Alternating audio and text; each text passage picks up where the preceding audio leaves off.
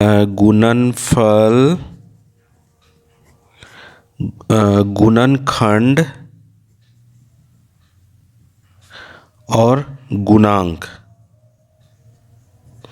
ये जो तीनों शब्द है ये इम्पॉर्टेंट है और इसका मतलब समझना ज़रूरी है। ये बहुत जगह पे यूज होता है और बहुपद में तो ये गुणांक और गुणनखंड अक्सर यूज होते हैं। गुणनफल तो तुम लोगों को पता ही होगा। गुणनफल क्या है? गुना करने पर जो फल प्राप्त होता है उसको गुणनफल कहते हैं। गुना करने पर जो फल मिलता है, अब इसे 2 को 3 से गुना किए, ठीक है, तो हमें क्या प्राप्त हुआ? 3 दूनी 6, तो 6 क्या हो गया? एक गुणनफल हुआ।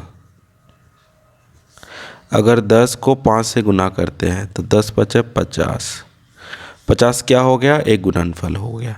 ठीक है, तो गुणनफल तुम लोगों को तो पहले ही से पता है, तो इसमें ज़्यादा मैं कुछ नहीं बताऊंगा। गुणनफल क्या है अभी मैं बताता हूँ। गुणनखंड, गुणनखंड क्या है? गुणनखंड किसी संख्या का गुणनखंड, गुणनखंड किसी संख्या का होता है। ये क्या होता है? किसी संख्या का होता है, किसी संख्या का होता है। तो किसी संख्या का गुणनखंड वे संख्याएं होती है जिनको आपस में गुना करने पर फिर वही मूल संख्या आ जाता है, पहले वाली संख्या आ जाती है। ठीक है, इसका उदाहरण देख के मैं बताता हूँ। अगर जैसे हम कोई पूछेगा कि 10 क्या जो है गुणनखंड क्या है, गुणनखंड 10 के गुणनखंड क्या है। ठीक है, तो सबसे पहले इसको देखते हैं। जब इसको 1 को जब 10 से गुना करेंगे तो हमें 10 मिलेगा। ठीक है, जब 2 को हम 10 से गुना दो को जब हम 5 से गुना करेंगे तो भी हमें 10 मिल रहा है। उसके बाद फिर हमें क्या है कि 3 को गुना करेंगे, किसी से तो नहीं मिलेगा, 4 को नहीं मिलेगा। 5 को करेंगे तो 5 को अगर हम गुना किए 2 से तो ये भी 10 हो गया, लेकिन ये और ये बराबर ही है। फिर 6 को किसी से गुना करोगे, कोई भी ऐसा अंक नहीं है जिससे तुमको 10 मिलेगा। फिर लास्ट में 10 को 1 से गुना करोगे जब, तो वो तुमको फिर से 10 मिलेगा, लेकिन ये और ये बराबर है। मतलब तुम्हारा जो मेन यही है, 1 को 10 से गुना करोगे तो 10 मिलेगा, 2 को 5 से गुना करोगे तो 10 मिलेगा। तो इसमें देखो तुम्हारा 1 हो गया, उसके बाद 10 हो गया, उसके बाद इसमें क्या है 2 है और उसके बाद 5 है।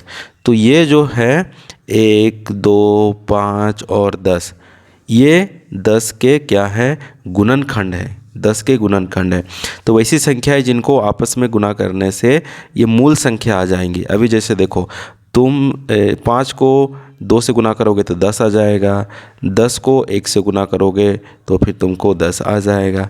ठीक है, तो इसी में से अभी यहाँ कोई तीन नहीं है, 3 गुणनखंड नहीं है, क्योंकि अभी 3 रहने से तुम इसमें से किसी से भी गुना करो तो वो तुमको नहीं आएगा वो चीज़। ठीक है, इसलिए 3 गुणनखंड इसका नहीं है, इसलिए नहीं है। अगर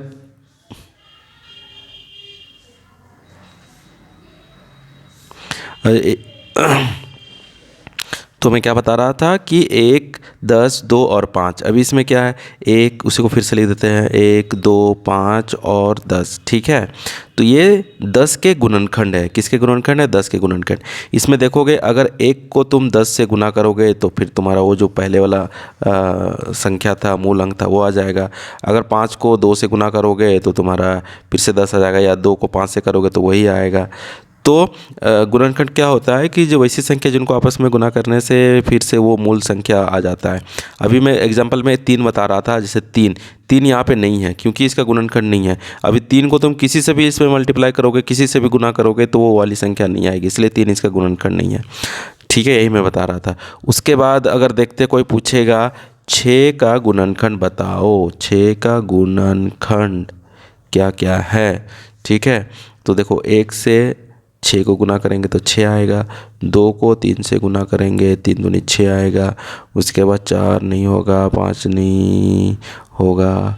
ठीक है, उसके बाद तो यही तुम्हारा है, क्या हो गया? 1 2 3 और 6, ये तुम्हारे क्या है? 6 के गुणनखंड है, गुणनखंड है। ठीक है। अभी एक देखो, एक को 6 से गुना करोगे तो तुम्हारा पहले वाली संख्या आ गई। 2 को तुम 3 से गुना करोगे तो वो 6 वाली पहले वाली संख्या आ गई। 3 को 2 से गुना करो तो पहले वाली संख्या आ गई। 6 को 1 से गुना करो तो तुम्हारी पहले वाली संख्या हो गई। तो गुणनखंड किसी भी संख्या का वे सब संख्याएं होते हैं जिनको आपस में गुना करने से फिर से वो पुनः वही मूल संख्या आ जाता है। ठीक है, तो इसको हम लोग बीजगणित में या बहुपद में हम लोग इसको देखते हैं गुणनखंड का। किसी गुणनखंड में क्या कर रहे हैं कि दो इसमें देखो अंकों को गुना करने, संख्याओं को गुना करने से तुम्हारे मूल संख्या आ जा रहा है। ठीक है, तुम लोगों ने एक वो पढ़ा होगा सर्वसमी का भी, जैसे A square plus 2ab plus B square, ये तो सब पढ़ता है। ठीक है, इसमें ये क्या है, इसको a प्लस बी का होल स्क्वायर भी बोलते हैं ऐसे करके। इसको तुम a प्लस बी का ऐसे भी लिख सकता है, a प्लस बी। ठीक है, तो ये बहुपद है, ये जो है ये किसके गुणनखंड है, इसके गुणनखंड है। इसी तरह A square minus 2ab plus B square के जो गुणनखंड होते हैं a माइनस बी होता है और a प्लस बी होता है। ठीक है, तो उसके बाद फिर क्या है, उसके बाद मैं बताने जा रहा हूँ तुम लोगों को गुणांक।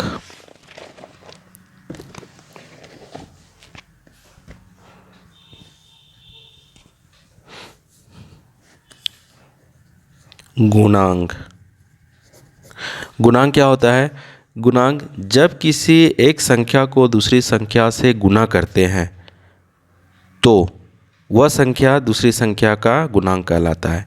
या तो फिर उसको ऐसे भी बोल सकते हैं कि जब किसी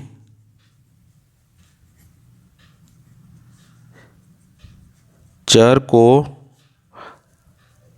अचर से गुना करते हैं, जब किसी चर को अचर से गुना करते हैं तब अचर चर का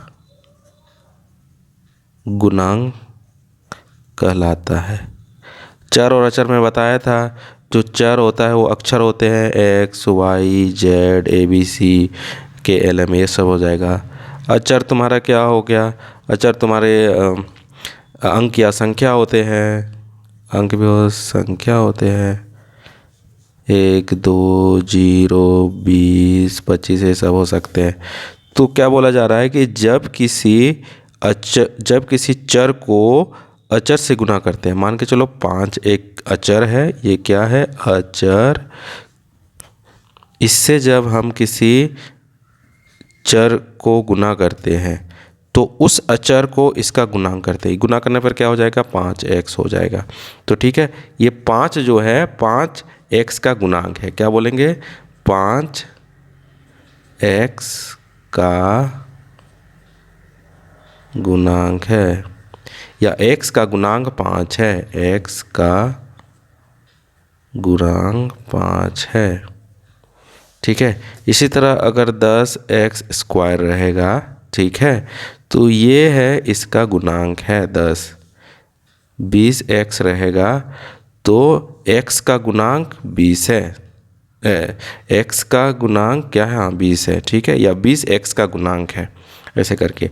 तो गुणांक समझ में आ गया कि जब किसी अभी क्या है 20 गुना x है ना, तो ये हमारा अचर है, ये चर है। जब चर को अचर से गुना करते हैं तो अचर राशि जो होती है वो चर की गुणांक कहलाती है। तो x का गुणांक 20 है, इसको इस तरीके से बोल सकते हैं 20x का गुणांक है। ठीक है, तो ये समझ में आ जाना चाहिए। तो मैंने क्या बताया, गुणनफल बताया, गुना करने पर जो फल प्राप्त होता है, जैसे 2 गुना 5 10, ये गुणनफल कहलाएगा।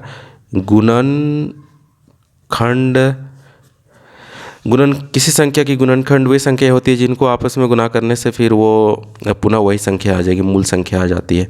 जैसे 10 का गुणनखंड करें ऐसे, या 10 का गुणनखंड क्या क्या होगा, तो 1 होगा, 2 होगा, 5 होगा और 10 होगा।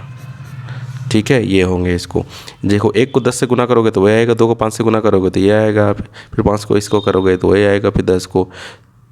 ठीक है, अगर कोई 4 लेते हो, 4 इसका गुणनखंड नहीं है तो किसी को भी इसमें गुना करो 10 नहीं आएगा। ठीक है, लेकिन 1 को इसमें से किसी से 1 से गुना कर दोगे तो वो वाली आ जाएगी। ठीक है, तो यही है गुणनखंड। उसके बाद मैंने क्या बताया, गुणांक। जब किसी चर को अचर से गुना करते हैं तो अचर राशि, जब किसी चर को अचर से गुना करते हैं तो वो जो अचर राशि है, चर राशि का गुणांक कहलाता है। ठीक है, तो ये याद रख लो। तो x का गुणांक क्या है, 10 है, या तो इसको ऐसे भी बोल सकते हैं 10 x का गुणांक है। ठीक है, आगे इसको हम लोग बहुपद में यूज़ करेंगे, इसलिए मैं बता रहा हूँ ये। तो यहाँ तक कोई कन्फ्यूजन नहीं होना चाहिए। आगे बढ़ते हैं।